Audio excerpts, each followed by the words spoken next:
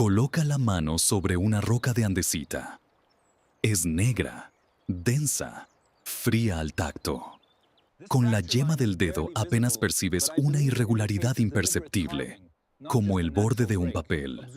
Lo que estás tocando no fue tallado ayer ni la semana pasada. Fue trabajado hace más de 1000 años por hombres que no conocían el hierro, que no tenían ruedas, que no disponían de ningún instrumento de medición más allá de cuerdas tensadas y plomadas de piedra. Y sin embargo, el ángulo que sientes bajo tu dedo es de 90 grados perfectos.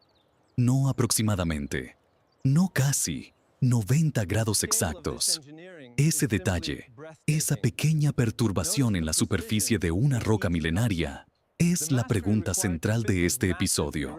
¿Cómo lograron los constructores del mundo antiguo cortar piedra con una precisión que hoy, cuando la mostramos a ingenieros de estructuras o a operadores de maquinaria industrial, provoca un silencio incómodo antes de que alguien diga en voz baja, ¿esto no debería ser posible con lo que ellos tenían? La pregunta no es nueva. La llevan haciendo los viajeros europeos desde el siglo XVI, cuando los cronistas españoles describieron los muros incaicos con una mezcla de asombro y confusión que nunca terminó de resolverse. Pero en las últimas décadas algo ha cambiado. La arqueología experimental, la arqueometría, el escaneado tridimensional de alta resolución y el análisis geoquímico de superficies líticas están transformando la discusión. Ya no se trata de especulación, se trata de evidencia. Para entender lo que hace singular la cantería antigua de los Andes y de Mesoamérica, hay que empezar por entender contra qué estaban trabajando esos constructores. Las rocas que eligieron con mayor frecuencia no eran las más fáciles de tallar, eran las más duraderas, las que podían sostener edificios durante siglos en zonas sísmicas activas, las que resistían la humedad, el frío extremo y el peso de estructuras colosales. La andesita, con una dureza de entre 5 y 7 en la escala de Mohs, es más resistente que el hierro forjado. El granito rosa que los incas extrajeron de las canteras de Cachicata, a 4 kilómetros al suroeste de Ollantaytambo y a más de 700 metros por encima del fondo del valle del Urubamba, tiene una dureza que puede rayar el acero sin dificultad. Trabajar esas rocas sin metal es, desde cualquier punto de vista moderno, un problema de física extraordinario. Jean-Pierre Protzen, arquitecto y académico de la Universidad de California en Berkeley, dedicó más de una década a examinar exactamente ese problema. Publicó sus primeros resultados en 1983 en la revista Ñaupa Pacha, Journal of Andean Archaeology, y luego en 1985 en el Journal of the Society of Architectural Historians. No teorizó. Fue a las canteras. Midió. Experimentó. Tomó piedras del tipo que los incas habrían usado como herramientas y trabajó bloques de andesita y granito con sus propias manos siguiendo los métodos que el registro arqueológico sugería. Lo que encontró fue desconcertante en su aparente sencillez y, al mismo tiempo, revelador en sus implicaciones. El proceso comenzaba con la selección. Los maestros canteros incas buscaban bloques naturales con planos de fractura ya definidos, zonas donde la presión geológica había creado líneas de debilidad internas que podían aprovecharse con palancas de madera para separar fragmentos de forma controlada.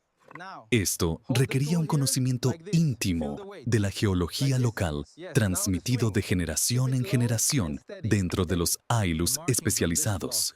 Protzen encontró en Cachicata y en Rumicolca bloques abandonados en distintas etapas de trabajo que funcionan como páginas de un manual técnico petrificado en el tiempo. Una vez separado el bloque primario, comenzaba la nivelación por percusión progresiva. Los canteros disponían de martillos de diorita de distintos tamaños, recogidos en cauces de ríos de alta montaña. La diorita, con una dureza entre 6 y 7 en la escala de Mohs, es suficientemente dura para trabajar la andesita sin destruirse. Los martillos grandes daban forma general al bloque. Los medianos aproximaban la geometría deseada. Los pequeños, algunos del tamaño de un puño, realizaban el trabajo de precisión en bordes y juntas. Prodsen documentó cientos de estos martillos en las canteras. Algunos todavía conservan las depresiones donde una mano repitió el mismo agarre miles de veces. Lo que hace todavía más complejo el problema es que los bloques no se tallaban en aislamiento. Los canteros incas trabajaban por ajuste iterativo. Colocaban un bloque nuevo junto al ya asentado y marcaban con ocre o carbón los puntos donde las superficies no coincidían. Luego, levantaban el bloque, lo trabajaban en esos puntos, lo bajaban, verificaban el ajuste y lo levantaban otra vez. El proceso se repetía hasta que las dos superficies encajaban en toda su extensión. Esa ausencia de grietas que llevó a los cronistas españoles a afirmar que ni la hoja de un cuchillo podía introducirse entre las piedras, no era el resultado de un solo acto extraordinariamente preciso.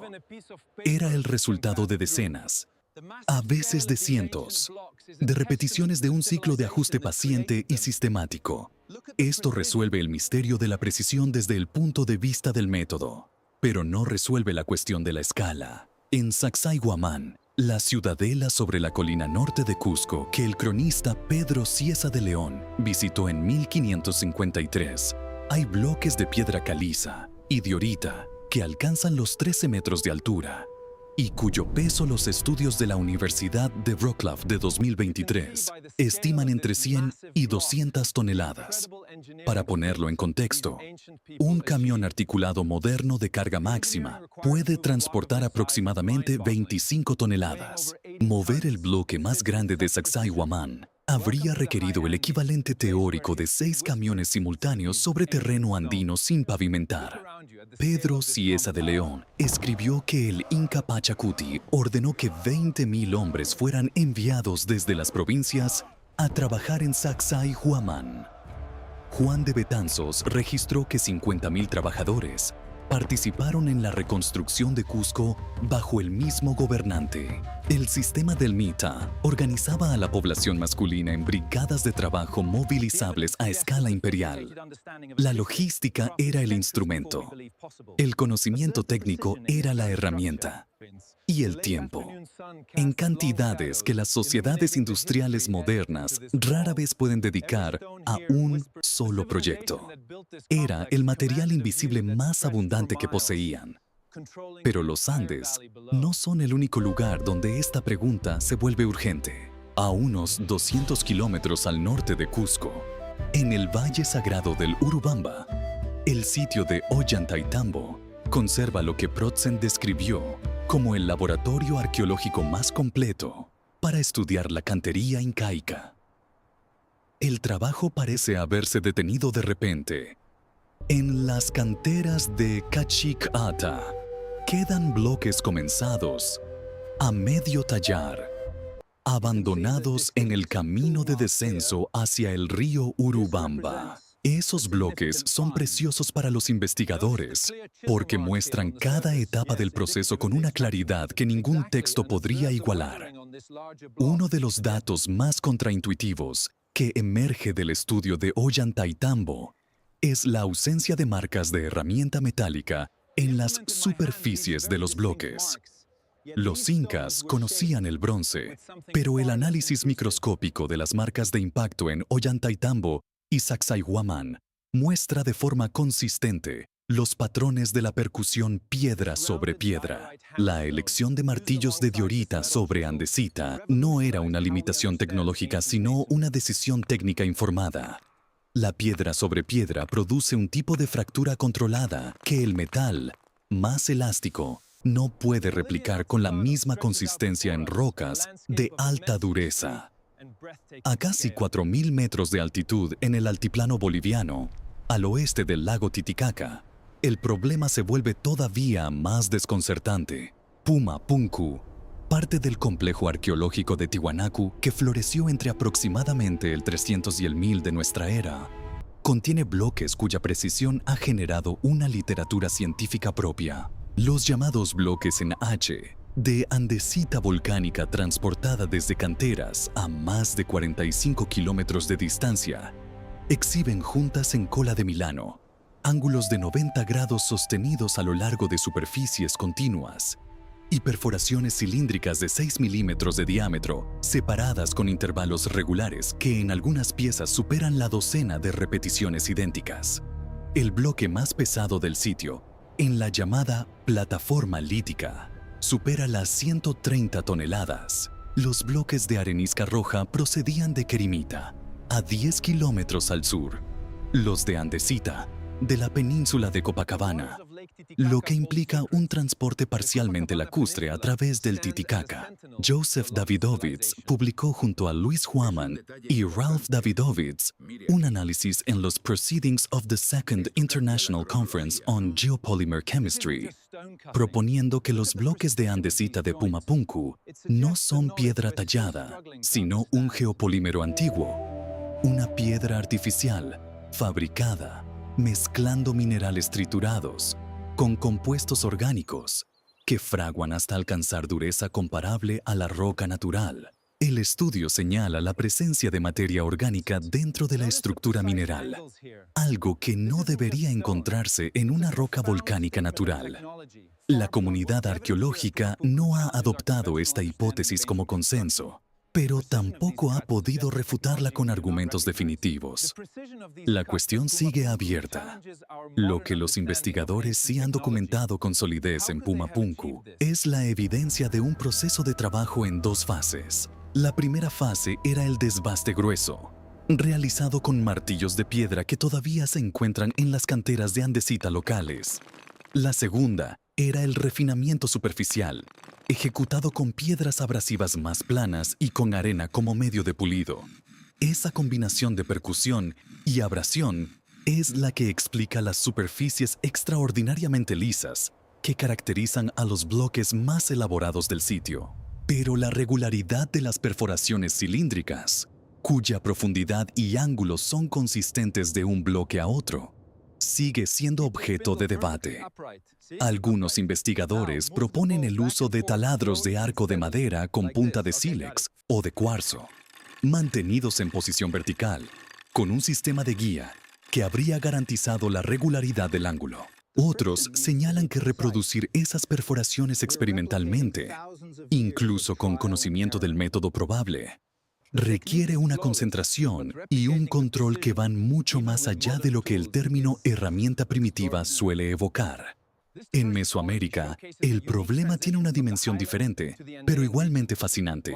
La obsidiana, el vidrio volcánico que los pueblos mesoamericanos usaron durante milenios para fabricar cuchillas y objetos rituales, presenta un caso particular. Su fractura concoidea puede producir filos con un ángulo de corte más agudo que el bisturí de acero más afilado de una sala de cirugía moderna. Estudios publicados en el Journal of Archaeological Science han documentado que los filos de obsidiana mesoamericanos alcanzan un grosor de borde de entre 2 y 3 nanómetros, comparado con los 40 a 70 nanómetros de un bisturí quirúrgico estándar. Producir sistemáticamente ese filo requería una técnica de percusión presiva transmitida por imitación directa, maestro a aprendiz. Gary Hepp, investigador de la Universidad de Nuevo México que ha trabajado en sitios de la Costa Grande en Guerrero, documentó cómo la producción especializada de obsidiana en el periodo formativo implicaba no solo el dominio técnico, sino el conocimiento de las propiedades específicas de distintas fuentes volcánicas, cuya composición química varía entre volcanes y produce características de fracturas sutilmente distintas que los artesanos necesitaban dominar para trabajos de precisión extrema. La pregunta que conecta todos estos casos, desde los bloques incaicos de Ollantaytambo hasta las cuchillas de obsidiana de Guerrero, pasando por los H-blocks de Pumapunku, es la misma. ¿Qué tipo de conocimiento hace posible ese nivel de control sobre la materia? Y la respuesta, que emerge del registro arqueológico, aunque incompleta, apunta en una dirección que vale la pena considerar con cuidado. No se trata de tecnología en el sentido en que esa palabra se usa habitualmente hoy. No se trata de herramientas con partes móviles complejas, ni de instrumentos de medición calibrados con precisión industrial.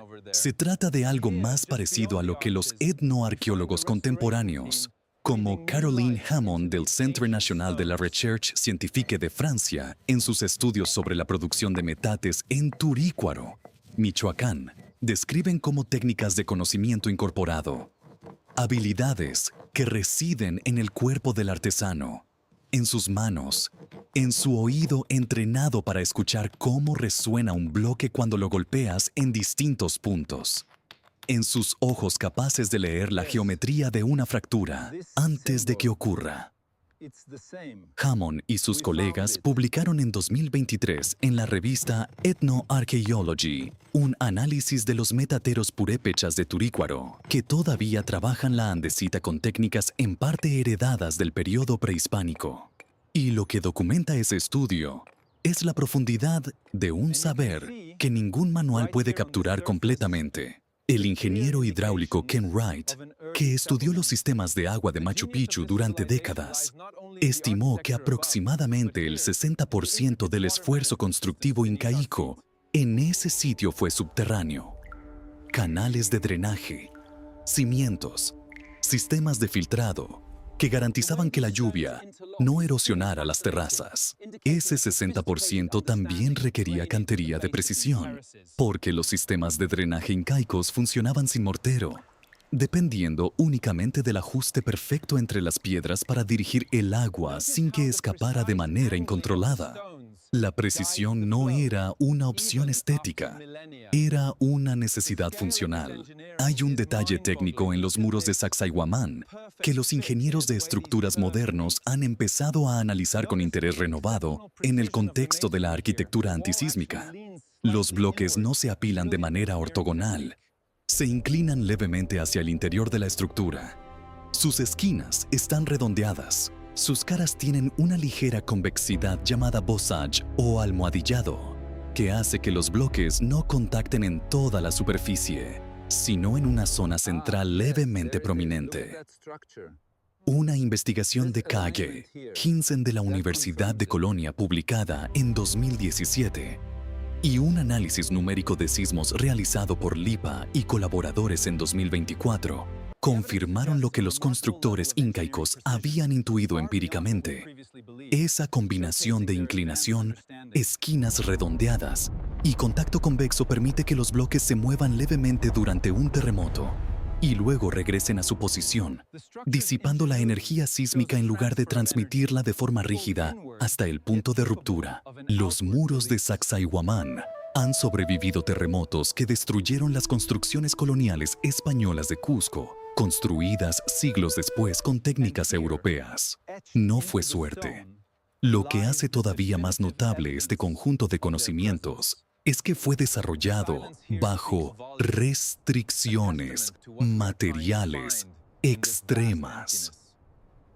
Los Andes de alta montaña no tienen grandes bosques maderables ni animales de tiro capaces de mover esas cargas. El sistema del Mita, el trabajo colectivo organizado por el Estado Inca, convirtió la única abundancia real disponible, la mano de obra humana coordinada, en la herramienta que compensaba todas las demás carencias.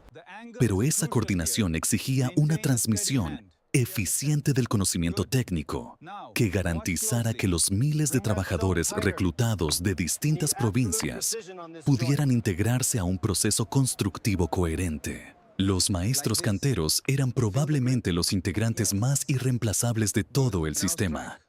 Ese conocimiento técnico fue interrumpido de manera violenta en el siglo XVI. Los conquistadores españoles que llegaron a Cusco vieron en los muros incaicos una cantera gratuita. Un cronista de la época escribió que para ahorrar el esfuerzo de extraer piedra nueva, los españoles desmontaron los bloques labrados para construir iglesias y palacios coloniales. Solo los bloques demasiado grandes para ser movidos sobrevivieron en su lugar original. Por eso los muros más bajos de Sacsayhuaman conservan las piezas de mayor tamaño, las que nadie pudo llevarse, mientras que las estructuras superiores desaparecieron piedra por piedra hacia los cimientos de la Cusco colonial, al colapsar el sistema social que mantenía viva la cadena de aprendizaje.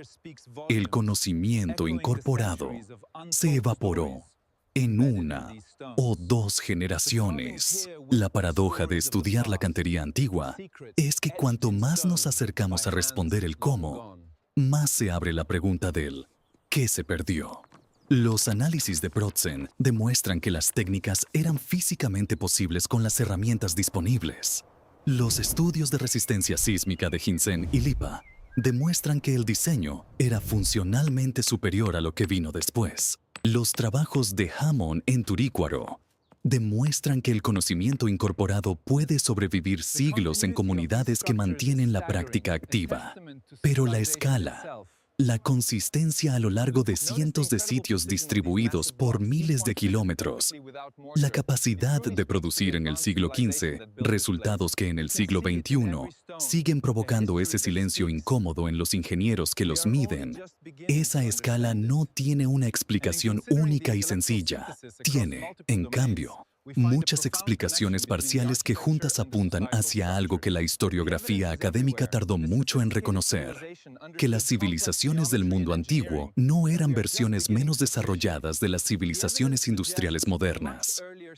Eran formas de organización del conocimiento radicalmente distintas, con profundidades en ciertos dominios que nosotros hemos perdido o abandonado en el proceso de construir nuestras propias formas de saber. La cantería de los Andes es uno de los registros más visibles de esa profundidad. Y la piedra, que no se descompone, que no se borra con el tiempo, que permanece en los muros con sus ángulos y sus superficies intactos, sigue siendo el archivo más honesto que tenemos de lo que esos hombres y esas mujeres sabían hacer con sus manos y con sus mentes. El filo de esa andesita que tocaste al principio de esta historia todavía es tan preciso como el día en que fue trabajado. La pregunta que plantea todavía no tiene respuesta completa. Y esa incompletud, lejos de ser una falla del conocimiento moderno, es quizás la señal más clara de que hay algo ahí que vale la pena seguir estudiando.